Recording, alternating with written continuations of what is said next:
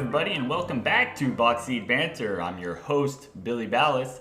Listen in as we pick up where we left off on the conclusion of our Dodger episode. Anytime I put one of these rosters together, it's tough to get all the pieces to fit into the puzzle, so there's always tough decisions to make, and we'll go over those in this section. But before I do, first, I want to start with my wife's roster, because back in March of 2020, at the beginning of the pandemic, right when the shutdown happened, it was during her spring break. She's a teacher, and she had, nothing to do. She's stuck inside all day, can't go anywhere. And so I would give her things to do to kind of keep her occupied and busy. And I had her create a Dodger roster even before I made one myself.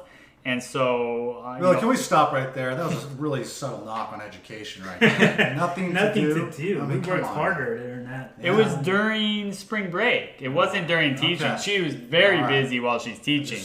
I don't want you to... And she's very busy sleeping currently. on the couch, So her Dodger roster... she had a lot of similar names, not all the same years, but she had Piazza in 96, Karros in 99, so she had Eric Karros. Jeff Kent in 05, Beltre 04, I think same years for those guys. Corey Seager in 2016, also the same. She had Sheffield in 98, Kemp in 08, so not Kemp's monster year. Mondesi in 97. On the bench, she had Viduka in 02, Bellinger in 2017, his rookie of the year. And Chris Taylor in 2018 and Kike Hernandez in 2015. So some versatile bench pieces there. Her pitching staff, she had Kershaw in 2011, his first Cy Young year. Greinke in 2014. She had Ryu in 2019. How often have you said his first Cy Young year? Yeah, it's impressive. He's got, 3 total? I don't know. I think he's got 3. And an MVP. Yeah, should be 4, but they gave it some knuckleballer from the Mets. Did he lose out on that one to that guy? Yeah. I think it was a Blue Jay. Okay. He was with the Mets at the time. She got Nomo in 95, same year I got him, and Kevin Brown in 2000. Her bullpen, Gagne in 03, Jansen in 2012, Saito in 07, Jeff Shaw 01. Yeah. He was an all-star. Yeah, his first appearance for the Dodgers was in the All-Star game. That's right. That's right. Broxton in 06, Quo in 2010, Belisario in 09, and Capuano in 2013. So that's 13 Capuano. Okay. Yeah. I believe he came out of the pen in that against the Braves in Game 3, I think, to get the win. In the NLDS that year. But yeah, so I thought she did a real good job. Not all of she could have got some better years and maybe some guys, but yeah, pretty good job. You guys think she did a good job? Yeah, I do think she did a good job, and then I was going to ask you, is she a huge fan? Has she been following it her whole life? She's a big Dodger fan, yeah. And did she do the research, or did she go based on names? She did. She looked it up. She has actually, she still has the Mike Piazza letter in the LA Times when he got traded away. So she was a big fan throughout. They went to a lot of games. Her family had season tickets back in the day. So she's not a Dodger fan just because of me.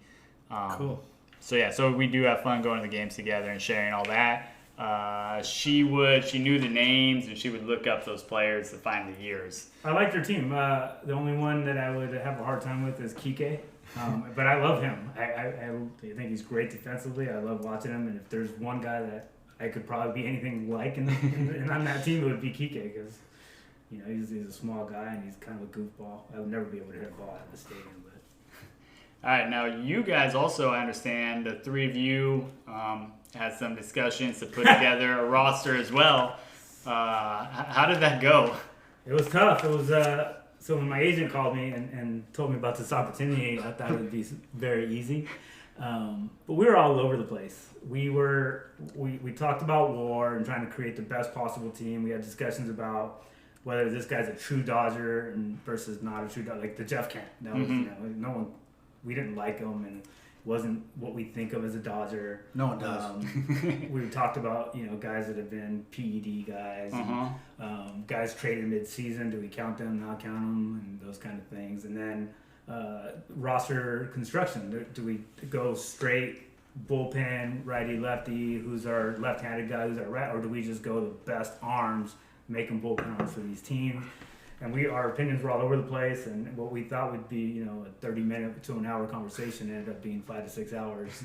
And I'm not sure we have a consensus. All right, well, let's throw out what you got. I think there's some similarities. I think there was some guys that no doubt are in, right? Mm-hmm. That we all had. 97 Piazza. Mm-hmm. 19 Bellinger. Mm-hmm. We did go with 05 Kent, and I didn't realize how much of a hole that is at second base since the Pedro Martinez trade and Jody Reed not coming, and gosh, man, Jeff Kent. So we had him. Greinke and Kershaw 13 and 15. What else? We had Brown. I think our years differed on your Kevin Brown. I think we had 2000 versus instead of 99 or something like that. We had Sheffield. Beltre. Yeah. Beltre. That's because we ended up taking Karros in 99 on the list I have here. But I agree with you, Billy, about taking, even though Karros, he's the most home runs by a Dodger and everything. We weren't good a lot of those years, and so I'm okay with the way you did it and we talked about that, and we were LaDuca we like, but also we like Russell Martin and Russell, like the other who's big better. thing with Karros was we debated whether we put Bellinger at first or we put him in the outfield. Right, and he put him at first, but then he played Kemp in center, which is another kind of a stretch. And we were trying to leave Sean Green in the outfield because we remember him moving to first base and not doing as well. So those were all things, and the one thing I would change was Seager and Hanley's year. I think with your WAR or whatever is about the same. I'd rather have Seager at shortstop than Hanley, even though Hanley was locked in that year. I still think like Seager's good. So I don't know. Did you guys go with Seager as your shortstop? We did. Yeah. No Hanley on the roster? 2016 Seager. Henley on the last roster. I don't think he was on our last roster, right? It was that shell game with trading years. Not trying to avoid those years, which is a great challenge. For Call was in the mix in that conversation in that 06 season, and getting him in as a backup. And then a couple other ones that I see are Brad Penny's year. Remember how good he was? Yeah. My favorite Brad Penny story, remember when they got Maddox? And Maddox came over, and Maddox is talking to Brad Penny. Hey, there's a Hall of Famer. And and Maddox is talking to Brad Penny about all of Brad Penny's stuff. And Penny's like, man, you know my stuff better than I do. You should call my pitches. So the next game, Maddox called every pitch from the dugout. Oh, wow. And he goes complete game shutout. No, I've not heard that. That's pretty cool. Impressive, yeah. The best thing about Brad Penny and Vicente Padilla is I got to see him at Hollywood Park because they were owners of horses. And then there was Derek Lowe we haven't mentioned. I don't know. You really love that Derek Lowe. No, I'm not you saying... You mentioned him quite a few times. Yeah, but I'm just saying the year that 2006, I forget who you had, but Derek Lowe had a pretty good year that year. And you could bring him out of the pen. I think that might be your... 06 I had Saito. Yeah, and so Saito, we wanted Saito too, but Derek Lowe's numbers overall I think were a little better, so we kind of were struggling with that. Yeah, I mean he led the league, Derek Lowe, with 16 wins there in 06. So a solid year from him. And his WAR was higher. The other argument was Adrian Gonzalez, first base. Yeah, that's another 2014. Yep. I had a lot of names, and obviously I know the Dodgers better than I do any other team. So I'm more invested in these guys, and I had a long list of guys who I was unable to get on the roster, you mentioned, Karros, longtime Dodger, leader in home runs for the LA Dodgers. And what year was your Capuano? Because I had that on that the was board, but I couldn't wife's get them year. to buy it. I didn't have him on my roster. She had him in 2013. I think the position guys were pretty set. We were pretty close. You know, the Carroll's conversation, and then the other big one was Russell Martin versus Paulo Duca. Yeah. Some of us felt pretty But strongly. Puig too, Puig. Yeah. So then that was my next point is we talk about excitement, right? Manny Wood and Eric Gagne, Puig's first year up, man. Yeah. Going 41-9 or whatever they did in those 50 games was pretty phenomenal. Yeah. And obviously I'm going to be biased towards Puig at all times. Yeah, we got Cuban bias and a Japanese bias. Well, it's at that point though. Well, I got the Greek bias with Carroll. Oh, Ethier's another lifelong Dodger that yeah. I couldn't find a year to put on. Mm-hmm. But it was like if I could fill in, I'd put Karros and Ethier just for the Dodger factor. But those guys weren't that wasn't when the Dodgers were really good. But at the end there, where Ethier was a great pinch hitter off the bench the year. He was so clutch that one year. He had, 6-game winning Yeah, edge in or like whatever. in like 09, I feel like. Yeah. Yeah, he had a bunch of If captain he clutch. came up in the bottom of the ninth, the game was over. Yeah.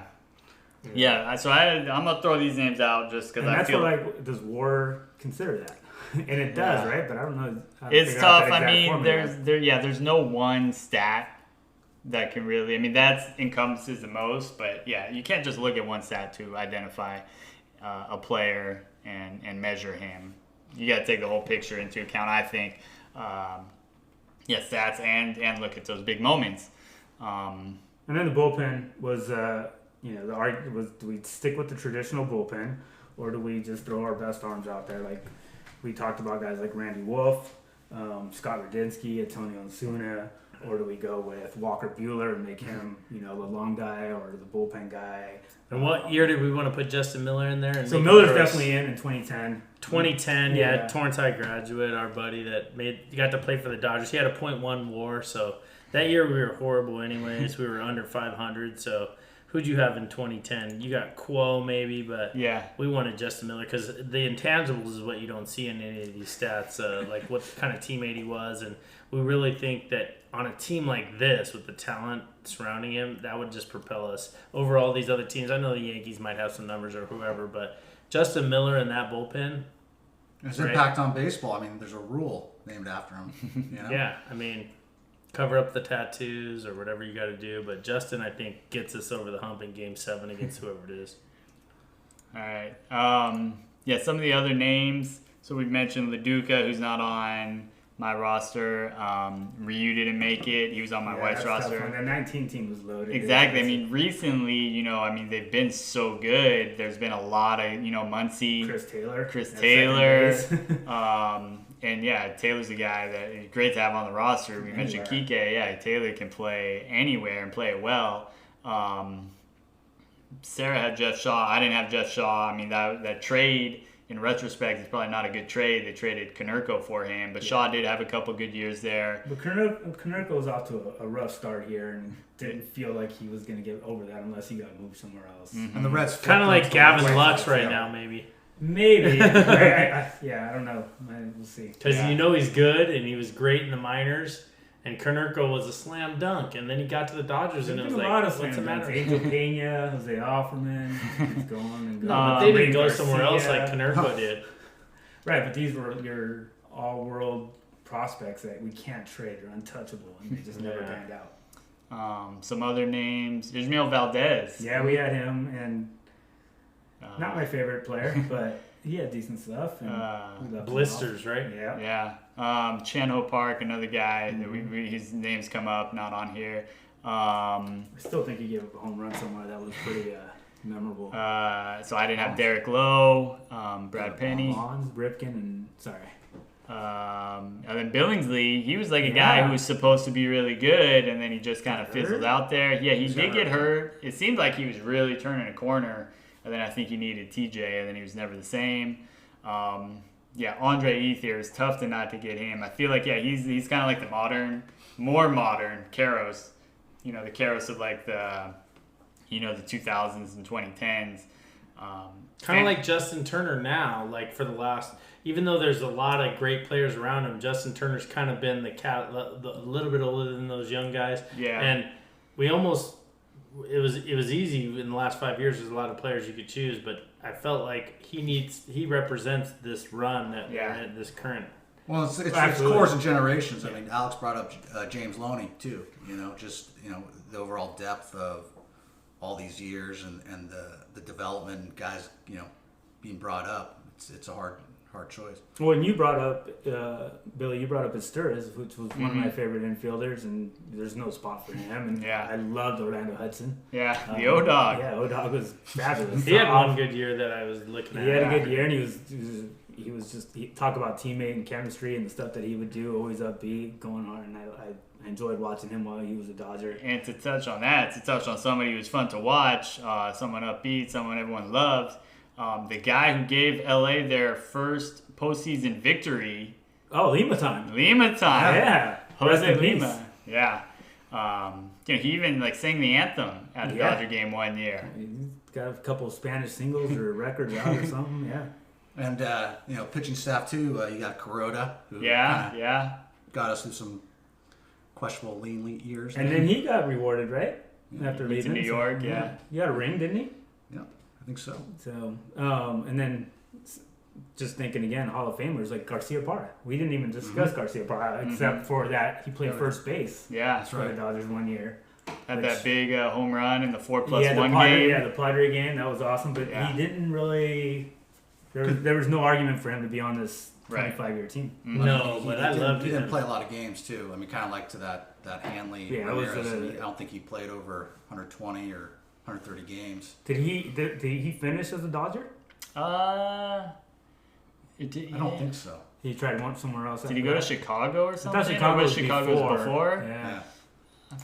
But there was a time in '96, I want to say, or whatever, where it was Jeter, He went to Oakland. him, A-Rod, Miguel Tejada were all Yeah. just Yes. unbelievable. And Nomar was my favorite of the four. None of them were Dodgers, but I thought Nomar was like I felt like in a big moment. He was getting a lot of clutch hits for the Red Sox at that point. So when he came to the Dodgers, that was fun. In the late 90s when that was going on, those shortstops, Tejada was my favorite. I just loved his at-bats. He knew he was going to swing way too hard, and you can't walk off the island mentality. And he was, for me, that's the most amazing. exciting one. Yeah. Jeter came out on top. Well, A-Rod had his go too, but obviously those guys had A-Rod almost a Dodger, and to speak of that, no Dryford on this roster either. We discussed Bradford, and we talked about him in I a had different Dryford. era, maybe as a pinch hitter or DH type of game, because guy put up numbers at Wichita State and swung it well in the major leagues. Yeah. Yeah. We didn't get him on either. Okay, so No yeah. Steve Finley, Greg Maddux. So So a lot of guys unable to get on the roster. Listeners, if you want to chime in on the conversation, if you want to critique it, and let us know who we missed on, let us know on social media, at Boxy Banter, both Twitter and Instagram. Every week we open it up on social media for questions from our listeners, so make sure to follow there to see and throw your questions out there for us. This week we got a couple questions. First one comes from Matt Hutchison, who was a guest on the podcast a couple weeks ago talking about the Giants. So he asks, who is your favorite former Giant to come play for the Dodgers? I'll let each of you guys take a stab at that one. Ollie, what do you got? Well, like I mentioned earlier, Ned Coletti won me over, but I didn't like Jeff Kent. Jason Smith got brought up. I'm trying to think what other Giants came over, but yeah, I really don't like any Giants, and I don't want any part of them. And I was hurt when Farhan Zaidi went there, or if I said his name right. But he's awesome, and Ned Coletti's awesome, and obviously Jeff Kent was good. I'm trying to think who else came over. Steve Finley. Was he a Giant before or after? I think before. He played for all five. He hit a big grand slam for us and against the Giants to win the division. Yeah, and that was cool. But One a guy we didn't bring up in the last part was Brett Butler, right? Yeah. Oh, Brett Butler, I did like. His career. I think the tail end of his career was at the beginning of this. But yeah, he was a Giant for a few years. I liked Brett Butler though, just because of the way he, I like small ball and stuff like that. So and he was a union rep, and you seem like a union guy. I'm in a union, yes. So is Butler your answer? Oh, as far as players, I would say out of all those guys we mentioned, Brett Butler's the one I like the most. Fuji. I don't know if my favorite, because like Ollie said, the Giants are a tough pill to swallow, but maybe one of the weirdest people would be Brian Wilson. Yeah. Who I remember he was teammates. Favorite Giant, Justin Miller. There you go. Justin Miller. Oh, Justin Miller was a Giant first. Yeah, my friend met Brian Wilson one day, and Brian Wilson showed up in these slippers that were, I don't know, some sort of animal, pink shorts and like no top, and a bathrobe, and walked in, and that's my friend's story. I don't know what happened there. Apparently, before Twitter blew up, he's the beard, right? Yeah, him and Brian Wilson Mohawk. were ribbing each other on Twitter without necessarily realizing how public it was, and there was things said that had to get deleted, and certain people had to get off of Twitter because of it when that occurred, and that was like 2008, 2009, maybe. But is that when everybody dyed their beards black too? Yeah. So I actually did that. I had never grown a beard, and so when Brian Wilson came, I dyed my beard black to try to love the ex-Giant. But dude, they won 3 World Series, and we're still gonna get ours this year. So Morales, who's your answer then? Are you hopping on the Justin Miller? Justin Miller's the easy answer, right? But I think Juan Uribe. Yeah. Pretty sure he was a Giant before. Yeah. He was fun, and his relationship with Rue and Puig was always fun to watch. Unlike Ollie, I am not on the Ned Clay wagon at all. So that's, I would go Juan Uribe there. Yeah. And Karl Malone taught me that, because I hated Karl Malone. Karl Malone was one of my least favorite players, and then when he became a Laker, one, I appreciated him a lot more in the stuff that he did, but also, I was like, okay, you can let that stuff go. And the reason I disliked him as much as I did, and I didn't know all about Karl Malone at the time, was because he was on the Jazz. Now I know a lot more about Karl Malone, and I dislike him again. Right. Brett Butler was one of my first favorite players as a kid. And I only remember him as a Dodger. I think his Giant days were kind of when I was too young. And yet Uribe, I don't know if a player ever made such a transformation among the fan base, because he came over from the Giants. So first of all, we didn't like him, and then he was terrible, and then he got good, and he had that huge home run. And, 0-2, didn't want to get the bunt down. Yeah. Takes a couple pitches and hits that hanging slider way out there to win Game 4 in the NLDS against the Braves. He went from... With, what's his name, still warming up. Yeah, Kimbrel left in the pen, that famous image there. That was Lima time, right? No. Mm-mm. This was 2013. Lima time's back in 04. He got a sacrifice bunt. Yeah, you were at the game. Yeah, I was at the Lima game. You were at the Uribe game. Oh, maybe I was at both. I'm getting old. We all are. Every minute. So I think among the more modern times, because a bunch of names came up. Brian Wilson was never a fan of him, even when he came to the Dodgers. Kent was never really a fan of him. Schmidt, of course, not. He was damaged goods when he came over. So my answer. Stan Conti. My answer would be Uribe, unless I count Butler in the more. But again, I don't remember Butler as a Giant, so I'm going Uribe. And then our next question comes from Josh McNeil, who asked, and he was kind of confident in the way that the postseason go now. We're recording this right before the season ends here in 2020. You may be listening to this after the conclusion of the postseason in 2020. Well, I can tell you what's going to happen, but go ahead. But he asked, will there be an asterisk next to the Dodgers 2020 World Series championship?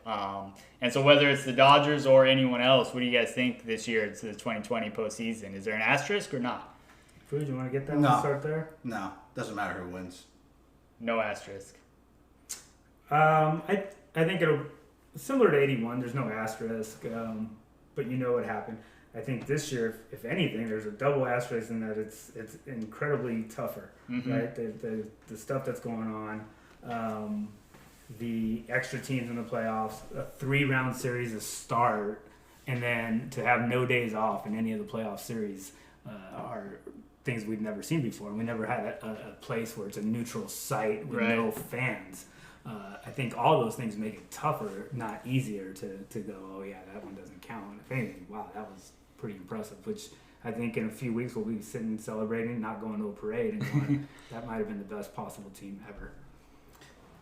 Yeah, the team's good, and like they said, there's all these different, but I think it'll be similar to like our discussion today in years in the future, like when you consider, he said we considered the PEDs, or we considered you mentioned strike shortened season, like they're going to definitely talk about it like it was the pandemic. Oh, sorry.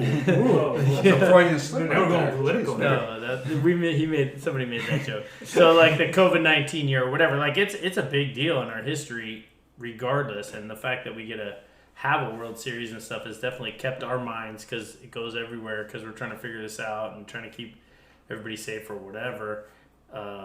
We're happy we got to see baseball, and so like there'll be a World Series champion hopefully, and that'll be. Well, it's more like an amateur situation, right? It's more like the College World Series, and those things are pretty hard. Like Alex said, you're going to neutral sites. You're playing, well, in college you're playing potentially multiple games on a day, so it kind of evens out with the no days off, and it's going to be challenging. And if it's like anything with sports, if you're a hater of the Dodgers, you're going to try to, or whoever wins it, you're going to say it wasn't valid. And if you love that team, then yeah, it was the best thing ever, and the rest of the people in the middle are not even going to know that it was anything different of a season other than that team won it. What do you think if it's like, because if the Dodgers win, the Dodgers have the best record in baseball right now. It's only 60 games, but, their team is built very well. If they played 162, they might, win 117 and break that record. 120. But, so if they win it, I think, nobody would question how good they are. Right. As you guys have mentioned, it's going to be very tough. It's more difficult this year than any other year. But what if we see like, a sub 500 team win the World Series? We're like a AAA team, like the Padres, or a the 4A team. I think anyone who goes through this it's hard. It's a shame that, not a shame, but the way that expanding it with 8 now, more teams are getting in. But whoever goes through that gauntlet is going to be deserving of winning that tournament. All right, there it is. So those are the questions we had this week. Again, make sure to follow us and get your questions in each week. It is time to grade the roster. So, Ollie, I'll throw it to you first. What do you think of the Dodger roster that I put together, strengths and weaknesses, and what letter grade would you assign it? And since, I've got a bunch of teachers here, I expect some good grading going on. Well, nowadays we have to kind of just give better grades than people deserve. So you get thrown into that mix too. But so you got to make me feel better than yeah. What's that called? Grade inflation. No just harm because I don't want to grading. stop you from reaching your potential in this whole arena. So I'm gonna give you a good grade for sure. No, but I think the Dodger roster overall is pretty good. But like I said, it's stronger in the last 25 years. The latter half, the recent times have been stronger than.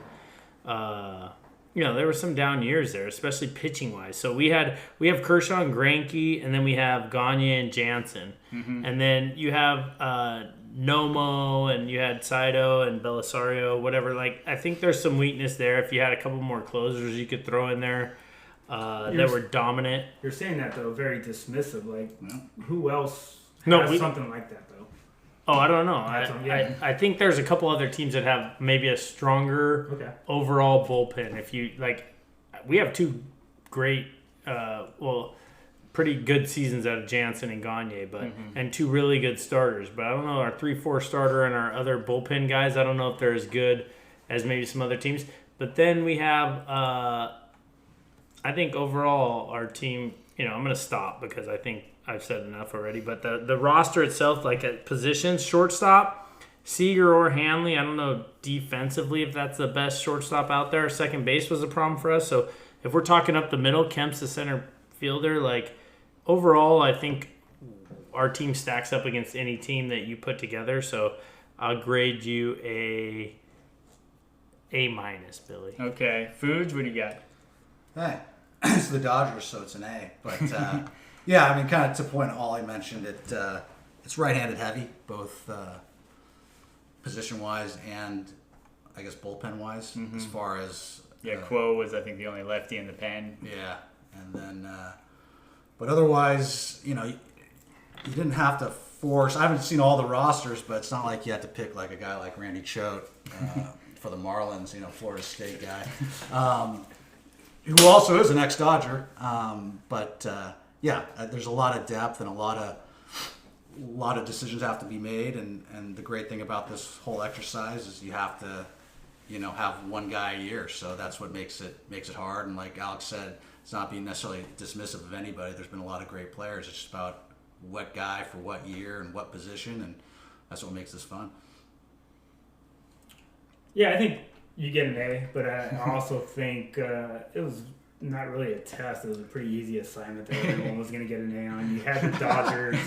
I think we had some arguments about, like I said, the things that we discussed, but really you weren't going to go wrong. I have a hard time believing that you're going to be able to construct a better team in the last 25 years in the National League that can compete with the team that you put together. I would say American League, without looking at the Red Sox, I don't know. I think the Yankees for sure are the one that would give you, a game or a series. Mm-hmm. Beyond that, I like I said, I don't know if there's another organization out there that can compete with the last 25 years of the Dodgers. Yeah, they've had, and as I graded, you look at them, they had a lot of power. They're near the top in home runs.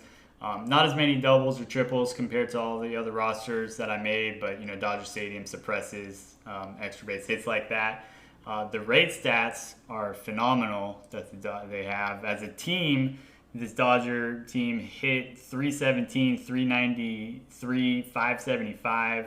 OPS 968, which is just a shade behind the Rockies for the lead overall, and obviously the Rockies have the advantage of playing in Coors Field. They also, this team has 6 guys who OPS'd over 1,000, which is the most out of all the teams that I put together. So offensively, it's huge there.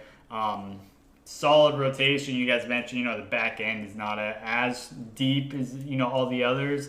But, Kershaw, Greinke 1-2 punch is phenomenal. And the bullpen is, a dominant back end of the pen with Jansen and Gagne.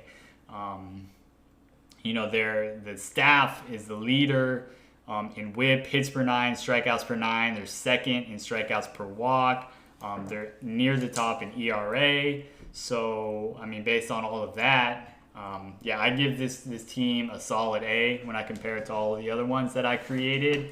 You guys are all homers. Well, I think the other thing is we had choices, we had flexibility. We could have gone a lot of different directions and still been fine. Yeah. Whereas I don't think other teams had that. Yeah, some teams, as we've listened along, the Padres, the Pirates, those teams were... the 25-year team for the Pirates, I don't know if they beat the Dodger team alone in 2020.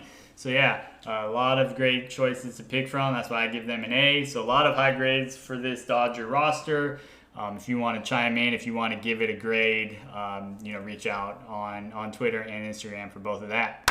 We wrap up here and we share our final thoughts about the Dodgers. So, Ollie, I'll throw it to you first. What do you got on the Dodgers? What are your final thoughts?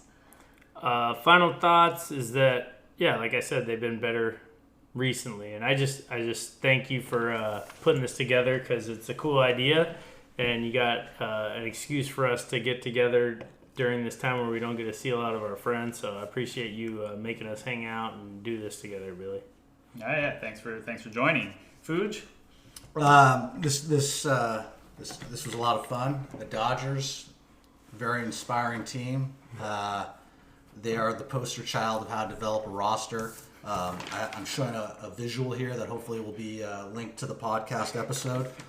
And I think an earlier podcast that whatever that second-rate franchise is, the Mets. You guys were talking about you can either profit or spend a lot of money. You can't do both to have success, and I think the Dodgers proves you can make strategic moves, make a lot of money, and still win, and that's what we see today, and we'll see in the next 10 years. We got the biggest rock star in the South Bay. Are you going to chime in a response to that? In October of 1988, I put a hex. 8-year-old me put a hex on the Los Angeles Dodgers, and they haven't won a World Series since. And this was because the Mets beat the Dodgers 11 out of 12 in '88, and then the Dodgers beat them in a 7-game series. Hershiser was just too hot. Gibson stole signs from second base and tipped off Socia at Shea in Game 4. He hit a bomb off Gooden, and I just couldn't get over it. So I put a hex on him, and they haven't won a World Series since. And you guys keep up with the smart-ass comments, and I might not take that hex off. Who put the Mets who put the hex on the Mets? Well, I felt sorry for Terry. So in 2009, that last year, that dumped stadium, I had the fortunate opportunity to ride the subway to Flushing and gave Terry this worthless promo, a fleece blanket that's still covering his mirror on his ceiling bedroom. So, still have that thing? I still have that thing, yeah. All right, Alex, your final thoughts on the Dodgers? Yeah, unlike Ollie, I don't want to thank you. I'm a little upset that you made this happen because now people that I respect that have said things that made me lose respect for them, and the arguments that were had and their manipulative ways of trying to construct the roster have been shown. But no, seriously, this has been a lot of fun. I do appreciate that. Thank you for having us and throwing this out there. And it's something I might use in the classroom with our own baseball team. There was one moment that we didn't mention or talk about. It was Todd Worrell in '95. I remember going to this game. I had seen his brother throw in the South Bay in a semi-pro game. It was the San Francisco Seals, which at that time were like the South Bay Seals or whatever. And Paul Sabanowski was running. And Tim Worrell was out there. I was like, the guy's pretty damn good. And Todd wasn't off to the best start, but I was at the game and he came in for the same 9 pitches, 3 strikeouts, and. Like I said, I've never been a no-hitter, but I have been to an immaculate inning, and that was a cool thing to see. And you're never going to have a team more exciting than the '86 Mets. That's my all-time favorite team. So the Mets have a special place in my heart, but the Dodgers are my team, and I look forward to celebrating this World Series this year. Yeah, as I close up here, I think through the end of the O'Malley years and the Fox years there, they had some exciting players, some good teams, but they weren't a real threat. No playoff wins from that after that World Series in '88 until Lehman time in '04. They lost that division series to the Cardinals in '04, 3-1. Then they finally won a playoff series in '08. That's Holiday, right? That was '09. 08 they beat the Cubs. They swept the Cubs. Holiday dropped the ball and still hasn't touched home plate in another game. That's correct. But they had some good teams there under McCourt. But now, we mentioned it earlier with the current ownership and the current president of baseball ops, Friedman. In my opinion, they're the model organization. The way that they invest in the team in ways you can see it, like payroll, as well as the infrastructure that they've set up, their player development system is something that I feel like all teams are playing catch up with and trying to aspire to. Other teams do a good job. Cleveland churns out pitchers very well. Other teams, but like the Dodgers year after year are doing a great job. They've dominated the West. 8 straight titles. And there's only one thing missing. It's that trophy. So hopefully we get it this year in 2020, and hopefully it's the first of a few here. It's harder to cheat when there's no one in the stands. So. All right. So yeah, hopefully they get it this year, guys. It was a lot of fun having you here. So thank you for joining me. And this is Billy Ballas of Box Seat Banter signing off.